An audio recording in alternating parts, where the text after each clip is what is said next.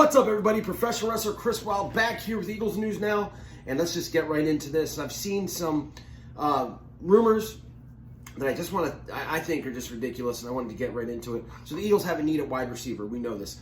All the free agent wide receivers, it seems like, that have been linked to the Eagles are gone. Rashad Perryman goes to the Jets. Tajay Sharp goes to the Vikings. And then there's Robbie Anderson, who goes to the Panthers. And I bring up Robbie Anderson and the Panthers because once he got signed to the Panthers, I saw a rumor, and Eagle fans are starting to run with it. I think it's ridiculous. And the rumor is that the Eagles are going to try to trade for DJ Moore from the Panthers.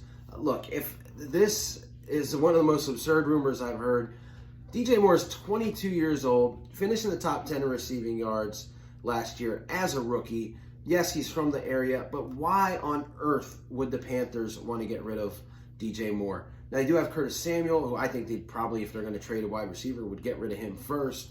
And Robbie Anderson. I mean, why would you do that? If you got a DJ Moore and you got a Robbie Anderson, why would you let go of this 22-year-old stud, that wide receiver? So I doubt that happens. As a matter of fact, if that happens, once I hit 1,000 subscribers, I'll go live and streak around my neighborhood. It's just not going to happen. But what did the Eagles do at wide receiver? Like I said, these guys are gone, man. Once Robbie Anderson went, it seemed like everybody else started signing wide receivers.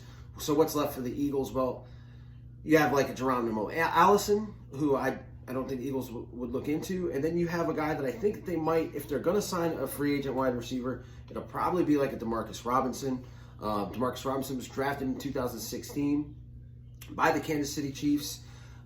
Everyone knows that Doug has ties with the Chiefs. Now, he was with us at that time. But I could see him taking a flyer on Demarcus Robinson. Now, look, this guy was drafted in the 4th round of 2016. Didn't do anything that year. 2017 came. He was like their 5th wide receiver option. And then last year, you had Tyreek Hill suspension. And I believe he also got hurt during the year. So he got some playing time.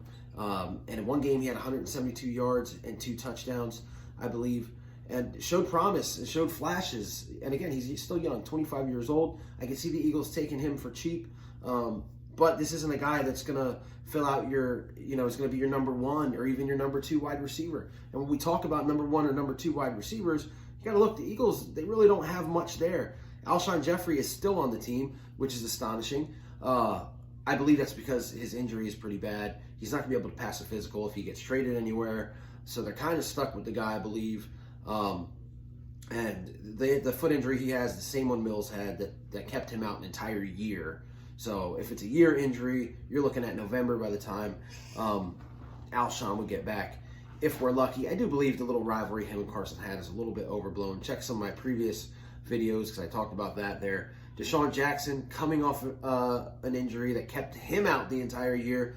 Who knows what his speed's going to be like? He's again, will be another year older. You're not going to get 16 games out of him. I will put the same thing about me streaking if he goes 16 games because it's just not going to happen. It's just not going to happen. And then you got J.J. Arcega-Whiteside, who to me was one of the biggest disappointments of last year. Here's a guy who was supposed to be the next Alshon Jeffrey, catches everything, big-bodied wide receiver. He had opportunities. Now, when guys go down in any sport, or even in life, even in your profession, if the guy ahead of you at your job gets sick and goes down, you're going to try to step up so you can show who you are and that you might be better than him. Does not happen with J.J. Arcega-Whiteside. He had an opportunity to step up. He had an opportunity to win a game against Detroit and drops a game-winning possible touchdown. Just did not show much of anything throughout the year. Now, again, it's unfair because it was only his rookie year, but you're looking at other guys that were drafted ahead of him, and I've talked about this in nauseum. Got drafted after him, like DK Metcalf, like Darius Slayton, Terry McLaurin from Washington, and these guys made an impact on their teams. And again, the Washington Redskins had horrible quarterback play, and McLaurin still looked awesome for the Redskins. So, I mean, I don't know. Maybe year 2 is a difference maker for J.J. Arcega-Whiteside. But again, and then you have Greg Ward, stepped up. I love Greg Ward's play. I love his versatility. However, he only got the chance because these guys got hurt. Now, I do believe that he'll be on the team next year. I do believe he'll be your slot wide receiver. But just going into the year with rookie wide receivers, because they're going to have to draft some rookie wide receivers, and this group that you have, it's just not promising, especially for a quarterback that's your franchise quarterback, and you're not surrounding him with any players. He's already going to have a new left tackle in Andre Dillard. Offensive line's going to need some depth too. That's another video for another day. But I mean, you're not. Little Carson is still upset over the fact that Big Carson has nobody to throw the ball to. Miles Sanders is there. You got Boston Scott as running backs. You've got Ertz and Goddard. So you do have some good pieces, but when it comes to wide receivers, there's just nothing to be feared. There's nothing for defensive coordinators to plan for, and that's got to change. And even if you do somehow get a CeeDee Lamb or a Henry Ruggs or a Jerry Jeudy, it's still not going to be enough. You still need some kind of veteran presence there. And there are rumors out. Again, these are just rumors. I read an article where the Eagles don't want to get a free agent wide receiver because they want a young guy that Carson meshes with. It's just so. It's some of these things that are coming out are just so ridiculous and asinine. So we'll see what happens. I still feel like there is a possibility of an under the radar trade that nobody's talking about. They have put Rasul Douglas out on the trading block. They do still have 8 picks in this draft, so I don't know, man.